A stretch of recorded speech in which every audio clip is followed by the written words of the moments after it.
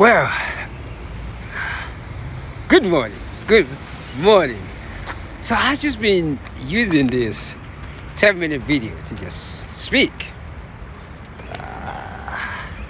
Sometimes speak about mental illness. That is one thing that's why I got to slow down. Is not really talked about in certain cultures, especially the African and African American community. We are so in denial of mental illness. We are taught to always give it to the Lord, which I don't see anything wrong with it. Everything all works anyway. But the thing about mental illness that I call it mental development, because look at what I'm saying right about now. I am just looking at this park right about here. Yes, like I was saying, I call it mental development, and that is because our brain is just so unique. The brain is the most powerful thing, one of the most powerful things in our bodies. And that thing needs to be exercised and put a lot of growth in it. And that growth is when you begin to look at that plane back up there. I'm just showing the sky right about now. Did I say that plane? Yes, I see it. Oh, how amazing. I am looking at the sky. You gotta be a kid sometimes, man. Just be a kid sometimes. So when you begin to develop the power of the brain, it means you gotta stretch the body a lot. Movements. Neuroscience teaches us that the brain is just designed to move, period. It's designed to move. There's certain things that you could do to it to align you back with the chemicals.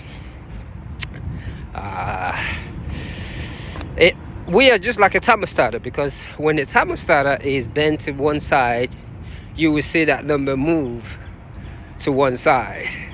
It needs to be in the middle, and that's the way we are in line with the universe. Many of us are trying to argue this because we are not being taught that we are a powerful being / machine. Our brain is so unique. We can learn anything that we want it to. We can be anything. Oh, that thing called, let me switch this thing around. Yes. Yeah, we can learn anything. And all that thing about, somebody is a genius. No. Every mother biscuit person on this planet is a genius. Every single person. There's not a person that is not smart on this planet. You could say whatever you want to say, that's cool. But there is not a mother biscuit person.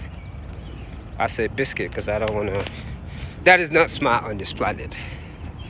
So when you begin to study mental illness, you'll be amazed about how much the brain has a lot to do with it. And I always tell people that, first of all, if your brain doesn't have a sense of consciousness, there will be no religion anyway. There will be nothing called God, because if there's a spot in your brain that's not working properly, you will not even know anything existed. And how that feeling is, I cannot know. A lot of people don't even know either. So, and I think because we never take our emotions out of our mind, we are always sitting in our emotion via doing anything. So we function like an alcoholic. We go into buildings. We have taken critical thinking out of our religious system, and when we take critical thinking out of it, we cannot analyze our emotions. Most of our emotions are based on selfishness. Yes.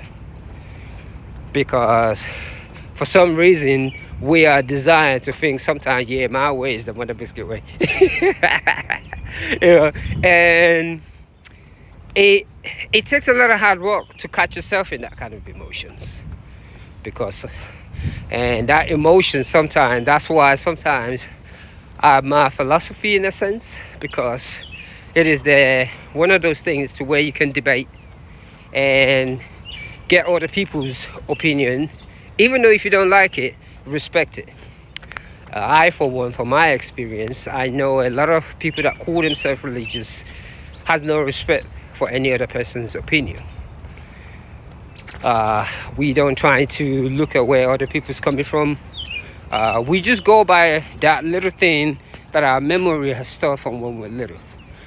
Many of us, even though we have reached a stage of 20s, 40s, our brain is still the same way when we were 16, 17, because we were not taught that you can develop this brain. You can develop this brain. It is so hard to do because you are that unique being. And when I talk about yoga just amazes me. Man, the more I practice, the more I realize I don't know nothing about yoga, because I took that thing to the cause, trying to practice deep. That thing is one of the most hardest things that I've ever practiced. Understanding how to breathe into your body alone will take you 3 years. Yeah, you can go out there and do a couple of stretches and the one that your body is so used to and just raise your leg up, but it's a lot deeper than that. The ability to breathe into the body, and you begin to understand your own brain, the development of it. I'll be 54 this year. For some reason, because of my practice, I feel so much in my youth. I feel like I want to learn more. When I talk to a lot of my friends that I grew up with, even though I see all the good things that they've accomplished, but their cognitive senses absolutely amaze me. It is just like when we were in our 20s. Because I know how I used to think. And I always say this. It has nothing to do with age, because we always think that, oh, I'm older. Yeah, you got to know better. No. A lot of 64-year-olds are still in their 18-year-old mindset. The only thing is they have responsibilities now. And that's why our society sometimes is not really progressing, because we have kids who are still babies. And a lot of time, the only way to develop that brain, you have to do certain things. Just have to do certain things. Certain questions in our culture we cannot ask, especially when it comes to certain religion. Dumb philosophy, as long as it's okay for one person, that dumbness has to be put on someone else, and we're not allowed to even question. I always tell a lot, for some reason I find myself around a lot of younger kids. When I was 18, all my friends were in their 40s and 50s. That's me.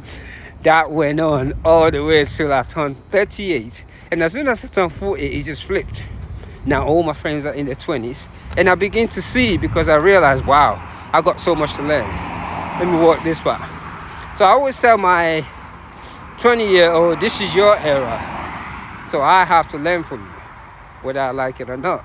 And a lot of people don't know what I mean when I say that, because I got all these kids coming to me to wanting to talk to me. I said no, because I have studied so much over the years. What it does, it put me in a stage of not knowing. A stage of not knowing is when you begin to tap into your spiritual essence. A stage of knowing is when you create your own delusions. Like literally you think you know everything. That's just a bunch of biscuit. That's why I laugh when people, especially, let me say this to my Yoruba people. I see a 29-year-old, 22-year-old saying he's a babalawo. No, you're not ready to be a babalawo. Trust me on that one. You are not ready. Even though I don't say nothing, like you, I speak Yoruba. When you are in your 20s, you're not ready to be a babalawo. You can't teach spirituality, period. That's just it right there. And I see all my Nigerian boys doing this. No, you are not ready. You're not matured. You haven't developed the brain yet. Yeah, you know all the stuff. Anyway, let's be honest.